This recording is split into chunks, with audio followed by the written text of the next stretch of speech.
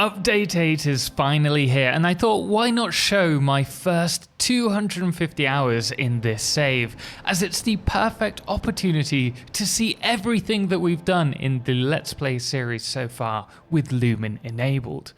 But before we do, a lot of you have been asking how I'm so creative with my builds, and the truth is I have over 5,000 hours in Satisfactory alone, and that experience means I know building in Satisfactory like the back of my hand. I pretty much live at my PC, which does mean that I get terrible headaches and also dry, itchy eyes from the constant exposure to blue light. But thankfully all of that has changed recently, as GMG Performance have sent through 2 pairs of their glasses for us. We have the Uranus here, which I'm currently using, and also the Optimizer. And both of them are designed to reduce eye strain.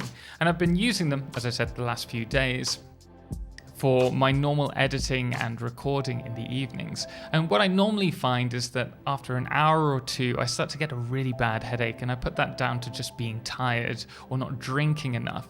But recently I haven't been getting that, and I think that's down to eye strain. And yes, though the nature of my job requires me to be in front of a screen all the time, I'm sure the same probably goes for you as well. Do you play computer games? Are you mindlessly scrolling posts on your mobile phone? I mean, I do that all the time. Or for that matter, do you work in front of a screen? You're probably getting a lot of exposure to blue light, which may be causing you some eye strain. And GMG's glasses actively shield our eyes from this blue light. The great news though is that GMG Performance does have a discount on all their glasses for the next 48 hours. So if you're interested in something like this, you can get 40% off for the next 48 hours. Do check out the link in the description below. With that out the way, let's check out the tour. With 250 hours, we've built a fair-sized world, and this has been greatly helped with blueprints, which have taken various forms throughout this, with segments of factories, decorational pieces and railways to full-blown factories being used as blueprints. And this hasn't stopped with Lumen either, because I've had to add a fair amount of lighting to help illuminate this tour, because Lumen pretty much turned our world into the little factory of horrors. Speaking of which, I should probably light this. Perfect. This here is our starter factory and was made almost entirely of modules of blueprints that fit together, allowing us to create extensive lines of production. And it's still used to produce the basic resources up to motors in my save. However, we are slowly reducing our reliance on it. And that's because I think I want to replace this with something else. And thanks to it all being made out of blueprints and us now being able to delete blueprints with a single click now, life has just got a lot easier. But until we delete this factory, you probably have 2 questions. Firstly, how is it powered and where are the resources? Well, the resources are run under the floors, keeping the factory clean, and then sent to a very top secret location, which won't be top secret later in this video. And this factory is powered by one of 3, soon to be 4, power plants. The first being the coal generator plant nestled around the lake just east of our factory, and this facility produces a total of 2,700 megawatts. You'll probably notice the curves within this save as we play about with the placement and architecture to really give us a heads up as to what we want to do with our build when it comes to 1.0. And at this point, we hadn't unlocked signs or lighting, so it's a good thing that it's outside. Our second facility is located in the Crater Lakes, producing 3,600 megawatts with enough coal to produce more. This factory was built after the Unreal Engine 5 announcement and is really our first attempt at lighting design for Lumen. I've actually had to add a few more lights because it's been so dark, but the overall feel is the same, and I love the use of uplighting to highlight the generators, but we're going to see more of that later on. And finally, we have our third plant, which is temporary whilst we focus on our current diluted packaged fuel and turbo fuel project. Now, this is located on the oil rig itself, and this is the smallest power plant that we have, producing a total of 2,400 megawatts of power. But don't worry, the next power plant will be able to handle, if my maths is correct, over 35,000 megawatts. So regardless, this sub 9,000 megawatts of power is able to harvest resources across our world, many of which are transported via conveyor buses that use right angles for corners, and when above the ground I also use supports to keep the build feeling grounded, and I love these circular supports that you can see here. That being said, with trains now unlocked, everything is changing, and this factory will look miles different in another 250 hours. Speaking of which, if you'd like to see a tour of that factory when we hit 500 hours, do let me know in the comments below. I always prefer trains in my builds, and this time we've used blueprints to create highways for our train system, making the whole network quick and easy to expand.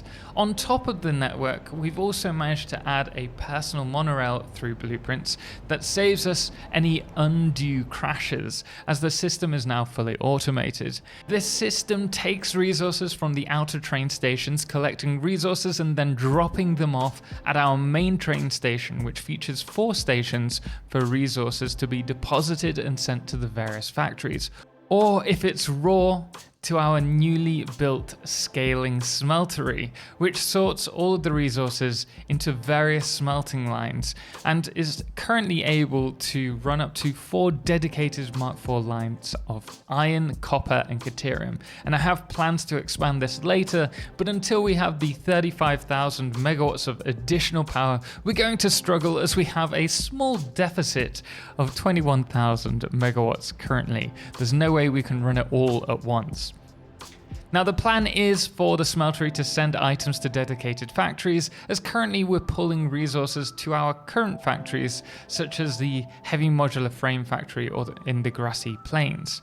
The plan with this factory was to have all of the corridors letting in natural light that would then bleed into the factory lines housed inside their own compartments. Unfortunately, it looks like Lumen doesn't really bounce light off of the materials, and subsequently it was very dark inside here. So I've actually spent a lot of time adding various lighting to help showcase the build, often highlighting the elevators and one side of the machines.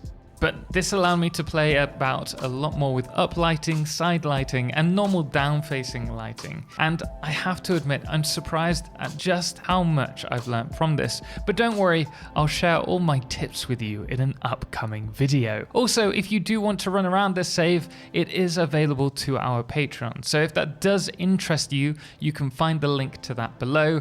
The next factory that I want to cover is the computer factory. However, it doesn't make sense to do that until we look at the oil rig. So let's head there next. I love the pipes coming from the extractors leading to the oil rig, which has 3 floors producing heavy oil residue followed by fuel. And then on the top floor, we have residual plastic and residual rubber.